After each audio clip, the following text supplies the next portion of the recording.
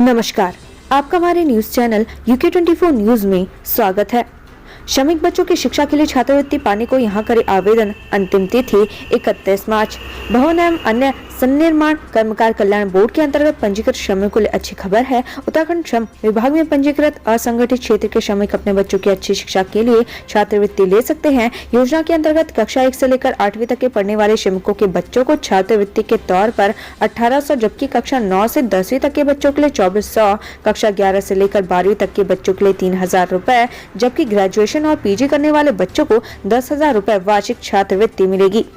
Office में आकर करना होगा आवेदन। जिला श्रम अधिकारी पूनम कांडपाल ने बताया कि भवन एवं अन्य सन्निर्माण कर्मकार कल्याण बोर्ड श्रम विभाग के अंतर्गत पंजीकृत श्रमिकों के बच्चों के लिए छात्रवृत्ति की योजना चल रही है, जहां श्रमिक इसका लाभ उठा सकते हैं। उन्होंने कहा कि योजना नवंबर 2022 से चल रही है, जो 31 मार्च को समाप्त हो जाएगी। श्रमिक अपने बच्चों की छात्रवृत्ति के आवेदन के लिए श्रमिक पंजीकरण कार्ड के साथ बच्चों की स्कूली शिक्षा का सत्यापन और एफिडेविट के माध्यम से श्रम विभाग कार्यालय में आकर आवेदन कर सकते हैं। उन्होंने बताया कि इस योजना का लाभ लेने के लिए कार्यालय में आकर आवेदन करना होगा। कर्ज लेकर बैंकॉक गया और जीता कांस्य पदक। मुफलिसी में भी दिखाया कमाल। उधम सिंह नगर के बुक्सार गांव के जयप्रकाश ने बैंकॉक की धरती में अपनी मेहनत और लगन का लोहा मनवाया है। कर्ज लेकर थाईलैंड के बैंकॉक गए जयप्रकाश ने 7वीं एशियन जिजित्सु चैंपियनशिप में कांस्य पदक जीता है। जयप्रकाश को बैंकॉक भेजने के लिए पिता ने कर्ज लिए तो उसके नानी ने पेंशन की रकम सौंप दी। इसके अलावा अन्य लोगों ने भी सहयोग किया, जिसकी बदौलत विदेशी जमीन पर अपना जलवा दिखाया। जयप्रकाश ने बताया कि अब उसका सपना एशियन गेम्स में प्रतिभाग कर मेडल का कलर बदलना है। लाठी डंडों से लैस हमलावरों ने घर में घुसकर की मारपीट, वीडियो वायरल। सोशल मीडिया पर रुड़की का एक वीडियो वायरल हो रहा है। वायरल वीडियो में कुछ लोग एक घर में घुसकर एक परिवार पर हमला करते हुए दिखाई दे रहे हैं। इसी के साथ हमलावर घर और वाहनों में भी तोड़फोड़ करते दिखाई दे रहे हैं। वीडियो में तोड़फोड़ के दौरान मौके पर अफरा तफरी का माहौल साफ तौर पर दिखाई दे रहा है। वायरल हो रहा वीडियो गुरुवार का है, जो शुक्रवार को सोशल मीडिया पर वायरल हुआ। चमोली ATM से 1.77 करोड़ कैश गायब। पुलिस ने 3 कर्मचारियों को हिरासत में लिया। ATM में कैश जमा करने वाली company CMS cash management company के कर्मचारियों पर गबन का आरोप लगा है। आरोप है कि इन कर्मचारियों ने चमोली जिले के 16 ATM से कैश गबन किया है। कंपनी के अधिकारी ने थाना कोबेश्वर में तहरीर देकर 3 कर्मचारियों के खिलाफ मुकदमा दर्ज करवाया है। पुलिस कर्मचारियों से पूछताछ कर रही है।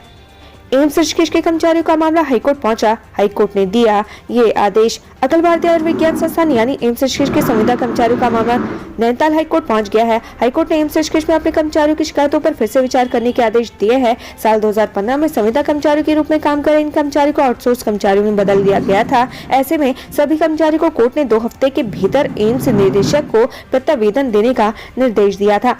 रुड़की में बाइक सवार युवक को सरे बाजार गोली मारकर फरार हुए बदमाश। इलाके में दहशत का माहौल।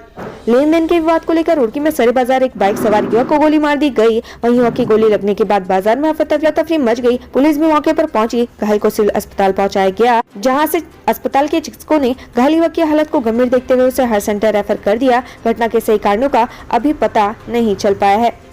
जापान में नर्सिंग स्टाफ की नौकरी पाने का सुनहरा मौका। देहरादून पहुंचा जापानी प्रतिनिधि मंडल। नर्सिंग से जुड़े युवाओं को विदेश में नौकरी करने का बेहतर मौका मिल रहा है। दरअसल जापान ने 2025 तक करीब 25,000 नर्सिंग स्टाफ को रोजगार देने का कार्यक्रम बनाया है। इस सिलसिले में कल जापान का एक प्रतिनिधि मंडल देहरादून के राजकीय नर्सिंग कॉलेज में पहुंचा, जहां उन्होंने नर्सिंग छात्रों के स्किल की जानकारी ली। जापान में रोजगार के अवसरों के बारे में भी बताया। चारधाम यात्रा पर जाने के लिए बतानी होगी मेडिकल हिस्ट्री। 55 साल से अधिक उम्र के श्रद्धालुओं की स्वास्थ्य जांच अनिवार्य। उत्तराखंड के मुख्य सचिव डॉक्टर SS संधू ने चारधाम यात्रा को लेकर अधिकारियों के साथ बैठक की। इस दौरान उन्होंने चारधाम यात्रा के दौरान स्वास्थ्य व्यवस्था दुरुस्त करने को कहा। साथ ही चारधाम रजिस्ट्रेशन कराने के समय श्रद्धालुओं को अपनी मेडिकल हिस्ट्री की जानकारी देना अनिवार्य करने के निर्देश दिए। बॉबी पवार ने शुरू किया सत्याग्रह। भर्ती परीक्षाओं की CBI जाँच की मांग पर अड़े। उत्तराखंड में भर्ती परीक्षाओं में गड़बड़ी की CBI जांच की मांग तेज होने लगी है। इसी को लेकर उत्तराखंड बेरोजगार संघ के अध्यक्ष बॉबी पवार ने एक बार फिर से मोर्चा खोल दिया है। बॉबी पवार ने एकता विहार स्थित धरनास्थल पर भर्ती परीक्षाओं में गड़बड़ी मामले की CBI जांच की मांग के लिए सत्याग्रह शुरू कर दिया है। पशुपालन और डेयरी सेक्टर को मिलेगी गति। देहरादून में 8 राज्यों के नोडल अफसरों ने ली ट्रेनिंग। देश में पशुपालन और डेयरी सेक्टर को गति देने के लिए ELISS ऐप बड़ी भूमिका अदा करने वाला है। देहरादून में इसी एप्लीकेशन को जानने के लिए देश के 8 राज्यों के नोडल अफसर पहुंचे और उन्होंने भारत सरकार के संबंधित अधिकारियों की मौजूदगी में इस एप्लीकेशन से जुड़ा प्रशिक्षण लिया। देहरादून में ट्रेनिंग के लिए जम्मू कश्मीर, हरियाणा, हिमाचल प्रदेश, लद्दाख, पंजाब, चंडीगढ़, दिल्ली और उत्तराखंड के अधिकारी मौजूद थे। मिलावटखोरी के खिलाफ अभियान जारी, बॉर्डर पर पैनी नजर। उत्तराखंड में मिलावटखोरी के खिलाफ अभियान जारी है। अभी तक देहरादून जिले में खाद्य पदार्थों के 199 सैंपल लिए जा चुके हैं। इस बार खासकर बॉर्डर एरिया में पैनी नजर रखी जा रही है, जिससे मिलावटी मावा, पनीर आदि को उत्तराखंड में लाने से रोका जा सके। मिनिस्टर गणेश जोशी ने नया गांव में किया नलकूप योजना का शिलान्यास, मिलेट्स मिले की दी जानकारी। शुक्रवार को कैबिनेट मंत्री गणेश जोशी ने देहरादून नया गांव में अनार वाला पेयजल योजना के तहत 224.53 लाख की लागत से बनी ट्यूबवेल योजना का शिलान्यास किया। वहीं इस मौके पर कृषि मंत्री गणेश जोशी ने नैनीताल में होने जा रहे मिलेट्स मेले की भी जानकारी दी। होली के दिन ऋषिकेश में नहीं होगी राफ्टिंग, 37 सालों में पहली बार होगा ऐसा, जानिए वजह। होली के दिन मुनिकीरेती क्षेत्र थाना में पर्यटक गंगा में राफ्टिंग का लुत्फ नहीं उठा सकेंगे। सुरक्षा की दृष्टि से पुलिस ने होली के दिन राफ्टिंग के संचालन पर रोक लगा दी है। राफ्टिंग संचालकों ने पुलिस को इस संबंध में अपनी सहमति दी है। यदि कोई भी राफ्ट होली के दिन गंगा में उतरे तो पुलिस संबंधित संचालक के खिलाफ कानूनी कार्रवाई करेगी। लालढांग रेंज में मिला नर हाथी का शव, वन विभाग में मचा हड़कंप। लैंसडाउन वन प्रभाग की लालढांग रेंज के सिगड्डी स्रोत बीट के कंपार्टमेंट 20 में हाथी का शव मिला है। इस क्षेत्र में हाथी का शव मिलने से वन विभाग में हड़कंप मच गया। वन विभाग की टीम ने गश्त के दौरान सिगड्डी स्रोत में हाथी का शव मिलने की सूचना वन विभाग के उच्च अधिकारियों को दे दी है। लालढांग रेंज में मृत हाथी की सूचना मिलने पर वन विभाग के उच्च अधिकारियों ने घटनास्थल का निरीक्षण किया, जिसके बाद पशु चिकित्सक की टीम को भी मौके पर बुलाया गया। सभी अधिकारियों की मौजूदगी में हाथी के शव का पोस्टमार्टम करवाया गया। शैलेश मटियानी अवार्ड के लिए आशा बुढ़ाकोटी का चयन, सरकारी स्कूल को बनाया प्राइवेट से बेहतर। पौड़ी की प्रधानाध्यापिका आशा बुढ़ाकोटी को चयन शैलेश मटियानी पुरस्कार के लिए हुआ है। उनको यह पुरस्कार राजकीय आदर्श प्राइमरी स्कूल कोटल मंडा में छात्रों सर्वांगीण विकास के लिए दिया जा रहा है। वहीं शैलेश मटियानी पुरस्कार के लिए आशा का चयन होने से स्कूल कर्मचारी और क्षेत्र के लोगों में खुशी की लहर है।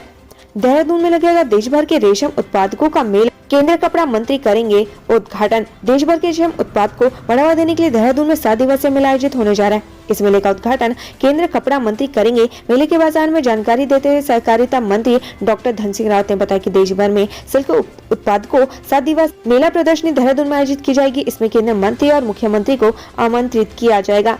केदारनाथ प्रसाद की पैकेजिंग में नहीं होगा पॉलीथीन का इस्तेमाल, बार कोड से होगी पहचान। केदारनाथ में मिलने वाली प्रसाद की इस बार विशेष पैकेजिंग की जाएगी। इस पैकेजिंग में पॉलीथीन का प्रयोग नहीं किया जाएगा। इसके लिए जिलाधिकारी ने विशेष तौर पर निर्देशित किया है। साथ ही यात्रा के दौरान महिला समूहों की आर्थिकी बढ़े, इसके लिए भी जिलाधिकारी ने दिशा निर्देश दिए।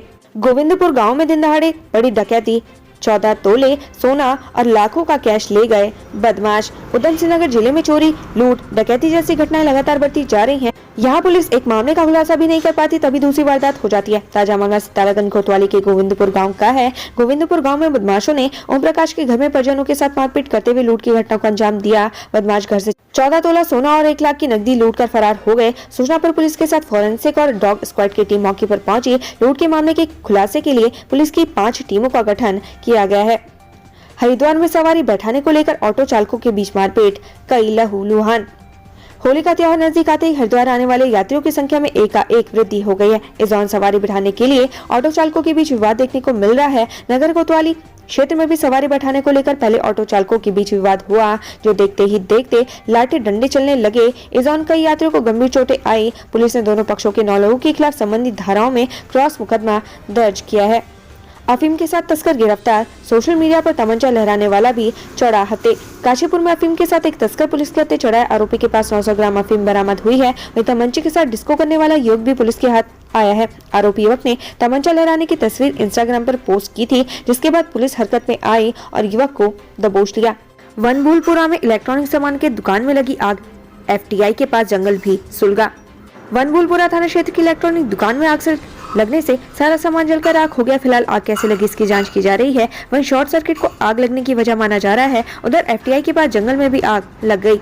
हिमांशु कफलटिया बने UKSSC के परीक्षा नियंत्रक। शालिनी नेगी बनी SDM देहरादून। उत्तराखंड में अधिकारियों को इधर से उधर किए जाने का दौर जारी है। इसी क्रम में PCS अफसरों के तबादले किए गए हैं। ट्रांसफर किए गए अधिकारियों में सबसे ज्यादा चर्चा में रामजी शरण शर्मा का नाम है, जिन्हें देहरादून ADM के महत्वपूर्ण पद पर बुला लिया गया, जबकि शालिनी नेगी को परीक्षा नियंत्रक उत्तराखंड अधीनस्थ सेवा चयन और संयुक्त सचिव लोक सेवा आयोग से हटाकर उपजिलाधिकारी देहरादून बनाया गया है।